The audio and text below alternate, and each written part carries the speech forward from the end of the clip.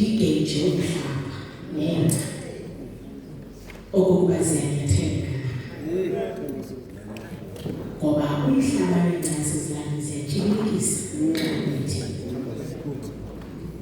ndithi ke ndisogeja ndiyivume okokubana ngaba ndingatyibilika ndijike ndiyotshintsha isihlalo andijike kuba ndisitha ndizophuma koluphumo kunyanzelekile ngomini kodwa ngenxa yesihlalo esinxileyo ndisibone ukuba sikulungelanga ukunyathela komhlaba ndenzela abantu abavayisi ndigeje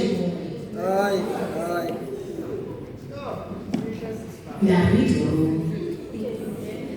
nafumaniseka ukubana nabo uba bendixelisa sihlawule esinxibeni ngimjabuleke ke banyanzelela uba ndihambe ndiyothatha labarefu inkqubo wenzapha ndinxibe khona ukuze ndibe namandla zotsho benditshilo kuwe ndathi andizushumayela andikwazi ukushumayela ndathi ke xa ndikumanipuleyitha ndathi ndilasborn ekhaya wathi awuyilasborn ndathi kodwa ndilasborn encinci na so wena uzawushumayela mna ndingeni nditekete enkosi zotsho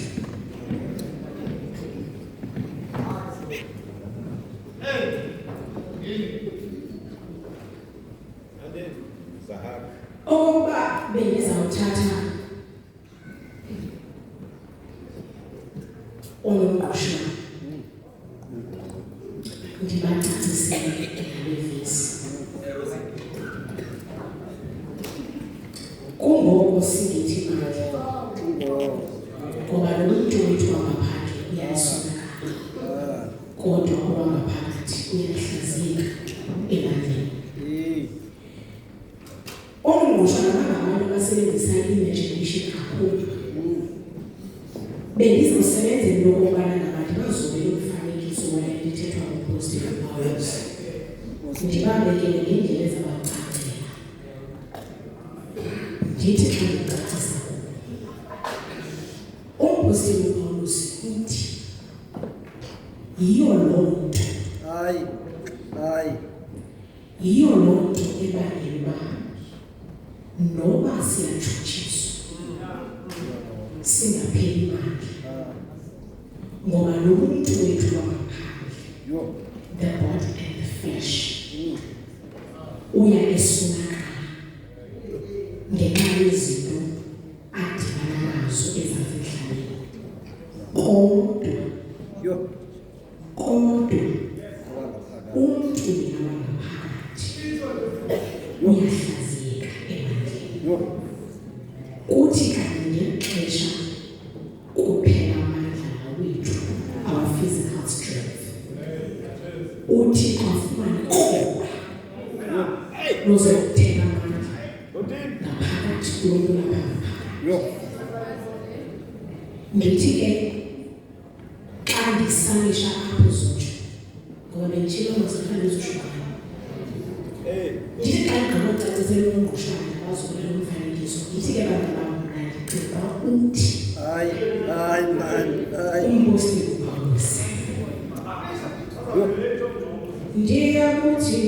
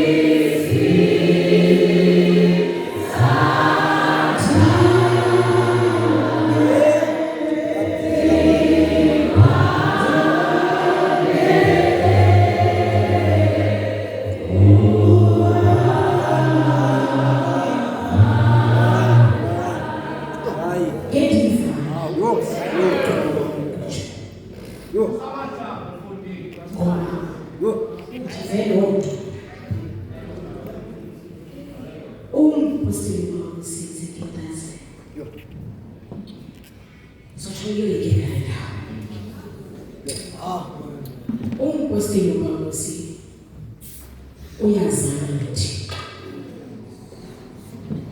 Umpostile uPawulos une-personal encounter noThixo. Umpostile uPawulos is a true definition yomuntu obonene noThixo wahlangulwa umphefumulo wakhe. Akuthethi umuntu apha othi ngiyabelisiva ngamandla athi.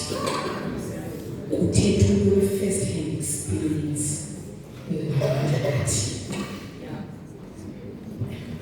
Zingengazi lamandla belithe kuzokushuka. Lamandla umpostile uPawulos athetha ngayo apha. Sikhe sawubona kumprofeti Isaiah chapter 40. Umprofeti uIsaiah ethetha nabantu bakwaSirayeli ababambezelekeleyo endaweni ezithile emizini nasekuhlaleni. Uthetha nabantu bakaThixo abangenalo ithemba lokuba bayazi baphume kwelizwe lokuthintwa. Umprofeti uIsaiah unika abantu bakaThixo ithemba in the midst of chaos. Lento Zigildazi yandinika into nje encinci ngathi xa ndikhangela kanene ndingenza nomgogwana wetheme othile xa ndizamthetha ngalinto. Wathi nomgogwana endiwuzamileyo wetheme divine restoration in the storm. How God rejuvenates us in the midst of chaos. Uthi kanye ngexesha divine restoration. Uthi kanye ngexesha sibambezeleka. Uthixo afumane ikhoba lokungena asongezela amandla. Umpostile uPawulos uzibhaqa ekwimeko apho ezama uadresa ibandla laseKorinte ngezinto ezenzeka ngaphakathi enkonzweni kaThixo ezingekho ngqondweni nomthetho kaThixo. One of the things I noted as a Gildas was the fact that umpostile uPawulos bebengamubonela intweni ngoba ebengenazo izinto ezibumneneni. Kwilizwe Gildas esiphila kulo asisagadi i-leadership characteristics. Besiyigadileyo sikade ukuba uqhuba ntoni, uhlala phi, unxiba kanjani. Eyoba upossess leadership skills asikhathalele lento. Ubhala lencwadi lento yesibili umpostile uPawulos engcwelekile, ebambezelekile. Futhi ke ngokuze bantwini bakaThixo uzobakhumbuza okokuba noma umuntu wethu wangaphandle uya esonakala. Zigildazi zintoni ezibangela lokubana ngaba umuntu wangaphandle onakala kwilizwe esiphila kulo vice laba bantu bakho bakhokhelayo bayakwazi abantu bonke babeke esihlalweni kodwa ngemizi ebandezelo bakuhlokana nebhasi bakaThixo. Siyabandezeleka Aphecaweni. Siyabandezeleka ngesebenzi aphecaweni. Umpostile uPawulos uyazana nembandezelo zasekuhlaleni kwindawo esihlala kuzo. Kukho abantu abazigildazi ababambezelekeleyo kwindawo abahlala kuzo. Ekungekuthula kwindawo abahlala kuzo. Kukho abantu ababambezelekeleyo emisebenzini izigildazi. Kukho abantu ababambezelekeleyo ezikolweni. Kukho abantu abazigildazi abangakwaziyo ukuhlomula kwi-matters zefemeli ngoba uthetha uthini wena ufuna ukhontributha ungenanto nje. Kukho abantu abazigildazi ababambezelekele empilweni. Abathi bengena bephuma kokugqirha kuthiwa kubonwa. Siyabambezeleka. Kodwa uthi umpostile uPawulos ekubambezeleni kwethu umuntu wangaphakathi. Zigildazi uThixo akasiniki mandla xa sihamba kwethu.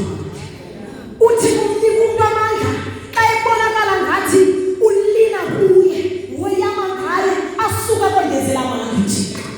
Ngoba siyaziphakamisa Zigildazi asibone ngathi izinto zethu ziyasifungela asukuthi lokuyiva uthi kanye ngexesha kanele amandla asukuthi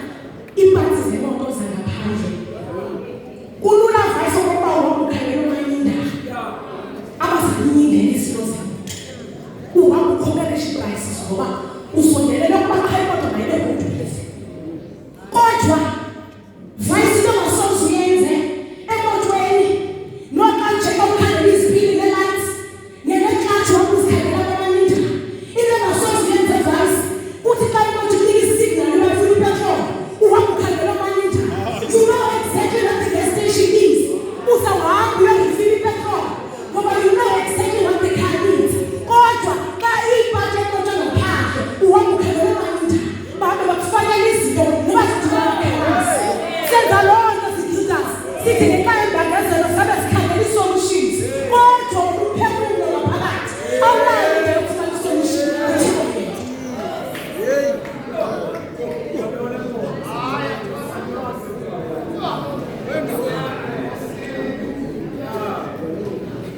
siyahlaziyeka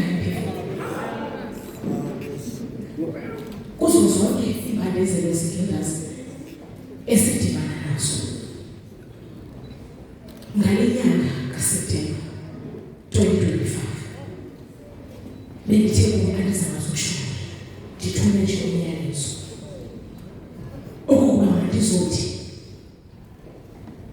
masivumeni ukuba sinazo iindaba ezithile esibandezeleke kuzo sinazo iindaba ezithile esixakene nazo kungoku kunyanzelekile sibuyele kuThixo sikenza kudala zawa intshumayelo rhabete engcwele ufuna ukuthandaza kudala intshumayelo zawa apha ecaweni sifuna sindlula ngoba siyazazi ezivisi kodwa namhlanje rhabete ufuna ukuthandaza asizange zokuvuma ivesi okuba siyazazi sigqile ukuba sizazi namhlanje sizothatha amandla amatsha bazabona kukho abantu apha abathi xa bejonge emva babona kungekho progress kuphela iminyaka akho nto nalukhomo kodwa uthi uPostile Pawulos nokuba umntu wethu wangaphandle uyasonakala ngenxa yembandezelo neentshutshiso esizifumanayo kwiindawo ngeendawo ezihamba kuzo kodwa zesithi xa kufike lo xesha lokubandezeleka ngaphandle siye kuyo uThixo simfune caca sithi makahlala kuthi uThixo nathi sihlala kuye ngalo nyaka ka-2025 Judas okokuba kukho into ohlelekile nawo okubandezelekileyo ezindaweni ezithile uthi namhlanje uThixo masisondele kuye akakwazi uThixo usinika amandla singakhange siwacele ngoba usuka acinga okubana ngaba we are in control of our lives kodwa we are not zesizole ezingilazi sithule sithi cwaka and let God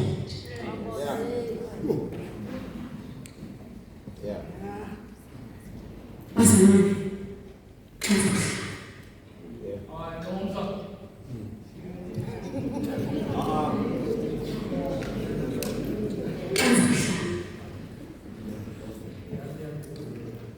kubalulekile ukubana masikhumbule kule vangeli nale nkonzo eyona nto nexabiso kuthiwa uqiniso ngentluleko nenkqubo ngoba kusoze kuncede intobana ngoba sifuna uzuza lo mhlabathi uze umphefumulo ulahlelelwe kungoko Judas we are inviting you today. We are inviting you today. Sisithi kwikona ngekona namhlanje enza ngoduka nibheke kuzo.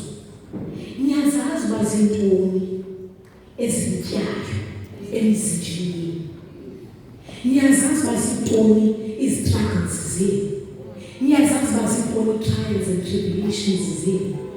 Unfortunately, abasikele siyamana sokaphandle siyabe sisikela abantu endizamo. Kule ndawo uhleli kuyo umuntu omtsha. Kule ndawo uhleli kuyo rhabete engcwele ukuthandaza. Umuntu nomuntu uyazazi ngakhe adingele nazo. Kodwa it is time sibuyele kuThixo. Sicela amandla kuThixo ngoba akazukwazi uThixo usinika amandla singayi kuye sizithole. Sicela amandla khona ukuze asirestore amandla ngoba namandla bevele khona. It's just a matter of restoration. It's just a matter of renewal.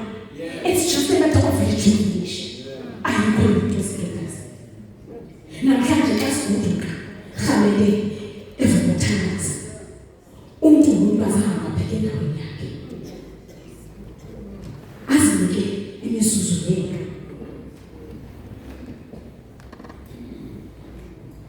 Athi it is